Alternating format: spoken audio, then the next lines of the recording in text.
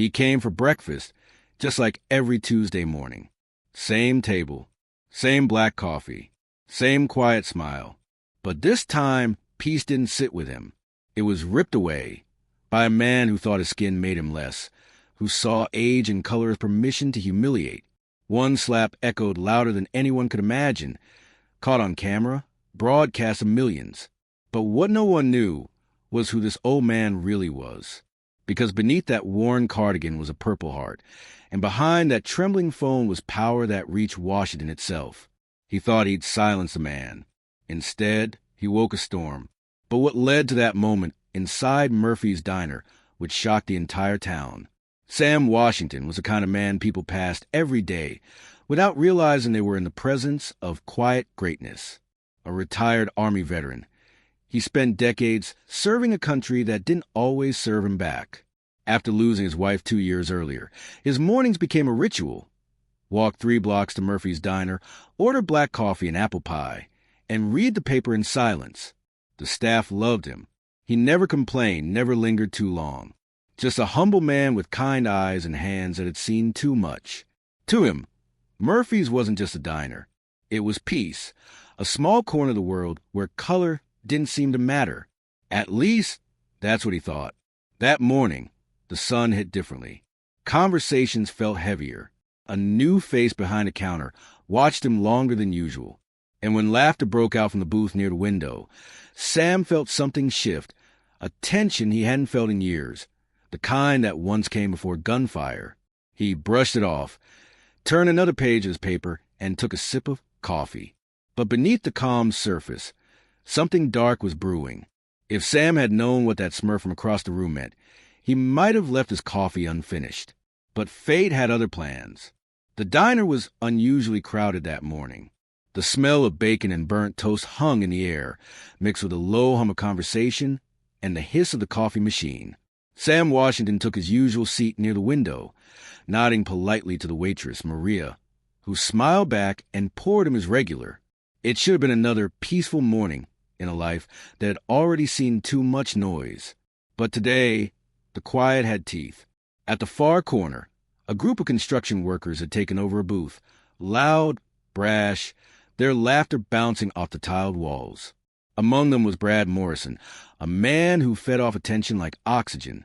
Everyone in town knew his type, swaggering confidence, hiding deep insecurity. He noticed Sam almost immediately. His eyes narrowed, lingering a second too long, as if the sight of an elderly black man sitting alone offended him somehow. At first, it was just whispers, a snide comment about old soldiers who never learned their place. Then came the mocking salute, followed by fake laughter that made Maria's smile falter. Sam didn't react. He'd faced worse than words. Combat zones where bullets didn't discriminate. But inside, that familiar ache returned, the one that came from knowing that decades later, respect was still conditional. Maria, sensing tension, tried to defuse it. She walked over to Sam, refilled his cup, and asked quietly if he was okay. He gave her that same gentle nod he always did, choosing dignity over confrontation. But Brad wasn't finished. He leaned back in his seat, his voice louder now, the kind that demanded an audience. "Guess some folks don't know when to quit taking up space," he sneered. The room went silent for a heartbeat. The air grew heavy. Everyone felt it, but no one said a word. Not the manager, not the other patrons. Silence became complicity. Sam tried to stand, maybe to leave before it escalated. But Brad was already moving toward him, his boots echoing against the linoleum. Maria stepped in between them, her voice trembling as she asked him to calm down. Brad brushed her aside, his anger feeding off the quiet stares that didn't intervene. Then, in a single impulsive act that froze the diner in time, he slapped Sam across the face. The sound was sharp, louder than it should have been. A collective gasp rippled through the room. The coffee cup fell, shattering against the floor, dark liquid spreading like blood. Sam didn't flinch. He simply looked at Brad, eyes steady, not with hate but disappointment. It was a look of a man who had seen the same story too many times before. Someone in the corner started recording. A phone lifted. A red light blinked. And in that moment, Brad smirked, proud of what he'd done, as if he'd just won something. He didn't realize he'd just lost everything. The police arrived minutes later. Statements were half-hearted, details blurred. Brad laughed it off, say it was just a misunderstanding. Sam said nothing. He didn't need to. His silence was louder than any protest. He left the diner, wiping blood from his lip, his back still straight. Maria cried as he walked out, knowing she'd just witnessed something that would haunt her for years. By evening, the video hit social media. A grainy clip, 30 seconds long, showing a frail veteran struck by a younger man. The caption read, "Elderly black veteran assaulted at local diner." Within hours, it went viral. Comments poured in, some in outrage, others defending the attacker. But what no one knew, not even Maria, was that Sam's son was watching too, from an office high above Washington, D.C., wearing a badge that read Department of Homeland Security. That night, Sam sat in silence by his window, the city lights flickering like distant memories of campfires in the desert. He wasn't angry for himself. He was angry for the world his son still had to protect, a world that hadn't changed nearly enough. Across town, Brad was celebrating, bragging about his 15 minutes of fame. But fame comes with a price, and his was about to come due, because the next morning, a black SUV rolled into the diner parking lot, and out stepped a man whose presence commanded silence before he even spoke. He wasn't there for breakfast. He was there for justice. But Brad didn't know that yet. The diner was silent when the black SUV pulled up the next morning. The engine cut off, and from it stepped a man in a sharp gray suit, eyes hidden behind dark shades, his jaw set with the calm fury of someone who had seen too much injustice to let this one pass. It was Agent Marcus Washington, Sam's son, the same boy who once held his father's medals and now carried a badge powerful enough to shake entire systems. Inside, Brad was laughing with his buddies, replaying the viral clip on his phone like a trophy. The laughter died the moment Marcus entered. He didn't need to raise his voice. His presence did the talking. Every eye turned. He walked straight to the counter where Maria stood, trembling, tears still drying from yesterday's horror. "Where is he?" Marcus asked softly, though the weight behind his words felt like thunder.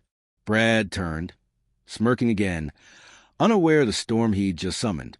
Marcus approached slowly, each step echoing louder than the last, the kind of echo that carried judgment. He didn't look at Brad like an enemy. He looked at him like a man already condemned by his own ignorance.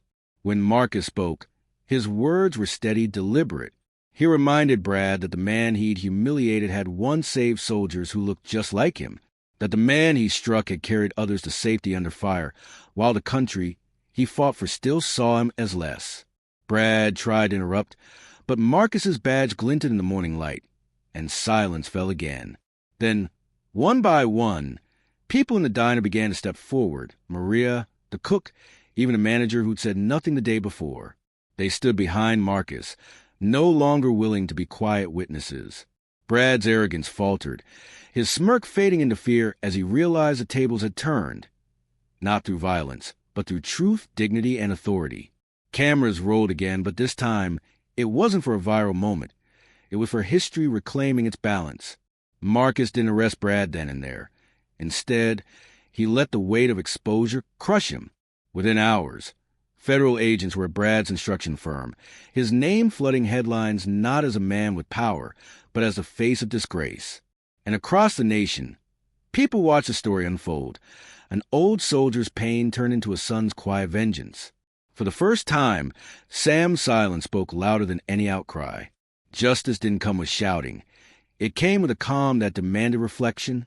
The world saw a new image of strength that day, an elderly black veteran, standing tall beside his son, not broken but vindicated. Yet beneath the victory, one haunting question lingered in the air, heavy and unshakable. How many more stories like this would it take before this nation finally learned? Days after confrontation, the world seemed to move differently for Sam Washington. Reporters camped outside his small home. Neighbors left notes and flowers on his porch, and strangers called him a hero. But Sam never wanted fame. He only ever wanted respect, the kind that shouldn't have to be earned through suffering. His son Marcus stayed close, quietly ensuring justice was carried out. Brad Morrison lost everything: his job, his reputation, the illusion of control he once had behind. Yet even in his disgrace, Sam found no joy, because he knew this wasn't just about one man's ignorance. It was about the quiet, enduring shadow of a system that allowed moments like this to exist in the first place. The video had sparked a nationwide conversation, trending under hashtags calling for justice and dignity for veterans of color. Schools, talk shows, and churches shared the story as a reminder that valor doesn't wear color, and that true patriotism means standing against hate, not hiding behind it. Sam's face became a symbol, but he remained the same gentle soul who still showed up at Murphy's Diner, now met with standing applause instead of silence. Maria always saved a seat by the window. Sometimes he smiled, but often he just stared out, remembering the decades of quiet battles fought in the hearts of men who looked like him. The pain hadn't vanished. It had only transformed into something stronger: purpose. Because Sam's story wasn't just about revenge or redemption. It was about revelation. A reminder that dignity, once stripped, can be reclaimed, not through anger, but through courage.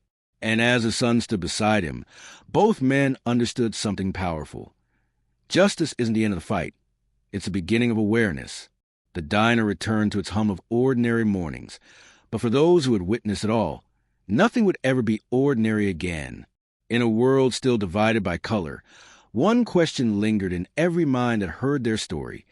How many more fathers, how many more sons, must bear the burden of proof before equality stops being a promise and finally becomes reality?